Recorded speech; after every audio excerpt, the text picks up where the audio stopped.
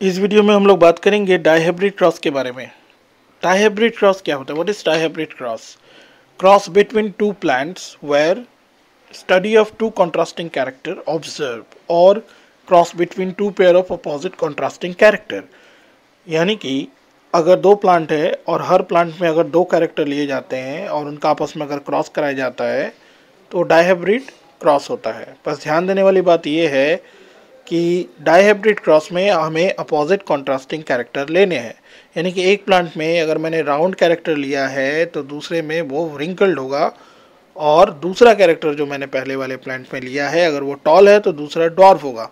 जैसे कि एग्जाम्पल यहाँ पे दिया हुआ है, एग्जाम्पल के अकॉर्डिंग यहाँ पर पहला जो दो कैरेक्टर लिया गया है वो राउंड एंड येलो है, तो दूसरा जो कैरेक्टर होगा वो कौन सा होगा? वो कौन सा होगा बोलो? तो वो होगा रिंकल्ड एंड ग्रीन। ठीक है, यहाँ पे सारी बातें लिखी हुई है। तो अगर ध्यान से देखें डाइहाइब्रिड क्रॉस मेरे हिसाब से समझ में आ रहा होगा कि डाइहाइब्रिड क्रॉस किसे कहते हैं। दूसरा एग्जांपल अगर हम लोग देखें तो यहाँ पे टॉल और एक्सियल को हमने ले रखा है, और टॉल का अपोजिट जो कॉन्ट्रास्टिंग कैरेक्टर होता है वो ड्वार्फ होता है और एक्सियल का टर्मिनल होता है। तो इनमें से कोई एक हम लोग क्रॉस करके देखते हैं एग्जाम्पल के तौर पर, जो कि डाइहाइब्रिड क्रॉस का एग्जाम्पल है। तो यहाँ पे हम लोग ले लेते हैं, ये रहा हमारा कैरेक्टर राउंड एंड येलो, ये हमारा डोमिनेंट कैरेक्टर है और इसका अपोजिट में जो कैरेक्टर है वो है रिंकल्ड और ग्रीन। तो ये पेरेंटल जनरेशन है पहला वाला, इससे गैमेट बनेंगे। गैमेट देखो कैपिटल आर और कैपिटल वाई बनेंगे, और यहाँ से स्मॉल आर और स्मॉल वाई बनेंगे। दोनों जब यूज़ करेंगे तो राउंड के कैरेक्टर को एक तरफ रखते हैं और वाई के कैरेक्टर को दूसरी तरफ रखते हैं। ये होता है हमारा F1 जनरेशन। ठीक है, ये हमारा पेरेंटल जनरेशन था। तो ये जो F1 जनरेशन, F1 का जो रिज़ल्ट आ रहा है, इस रिज़ल्ट से हमें कितने गैमेट्स मिल रहे हैं वो हमें ध्यान से समझना है। ठीक है, तो इससे हमें गैमेट्स कितने मिल रहे हैं? इससे हमें 4 गैमेट्स मिलेंगे। ठीक है, वो हमें ध्यान से देखना है कैसे मिल रहे हैं।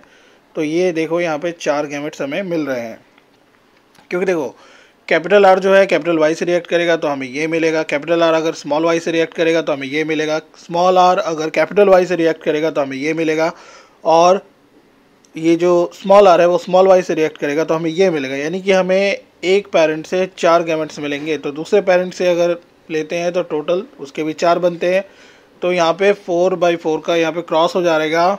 ठीक है, और यहाँ पे देखो हमने F1 के फर्स्ट इंडिविजुअल का यहाँ पे हमने ले लिया है सारे 4 गैमेट्स, और यहाँ पर भी हमने दूसरे इंडिविजुअल्स का 4 गैमेट्स रख लिया है। ठीक है, अब इनके बीच क्रॉस कराया जाएगा, तो जैसे जैसे वो लोग जिस घर में आएंगे उस हिसाब से हम लोग उसको कंबाइन करके लिखते चले जाएंगे। जैसे यहाँ पे हमने लिखा कैपिटल आर और कैपिटल वाई, क्योंकि दोनों तरफ से ये आ रहे थे।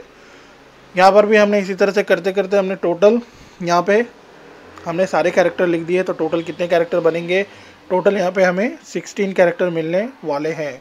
ठीक है, 4 × 4 टोटल हमें 16 कैरेक्टर मिलेंगे। अब ये जो 16 कैरेक्टर हैं इनमें से हमें देखना पड़ेगा कि इनका रेशियो क्या आ रहा है। तो जो राउंड एंड येलो कैरेक्टर है वो 9 आते हैं। ठीक है, राउंड और ग्रीन कैरेक्टर 3 आते हैं, रिंकल्ड एंड येलो कैरेक्टर 3 आते हैं, और रिंकल एंड ग्रीन कैरेक्टर 1 आते हैं। यानी ओवरऑल हमारा रेशियो आ जाएगा 9:3:3:1। ठीक है, ये हमारा रेशियो आ जाएगा। अगर आपको जेनोटाइपिक रेशियो निकालना है तो राउंड कैरेक्टर का जो पहला कैरेक्टर है उसको येलो के बाकी 3 कैरेक्टर से क्रॉस कराने पड़ते हैं, फिर हमारा ये रिजल्ट आता है। तो उतना आपको देखने की ज़रूरत नहीं है। ओवरऑल आपका जेनेटिक यहाँ पे जो रेशियो आ रहा है जेनोटाइपिक, वो आपको याद रखना है। वो आता है 1:1:1:1, बीच में आता है 4, और फिर 4:2 आ जाते हैं। ठीक है, 2:2:2:2।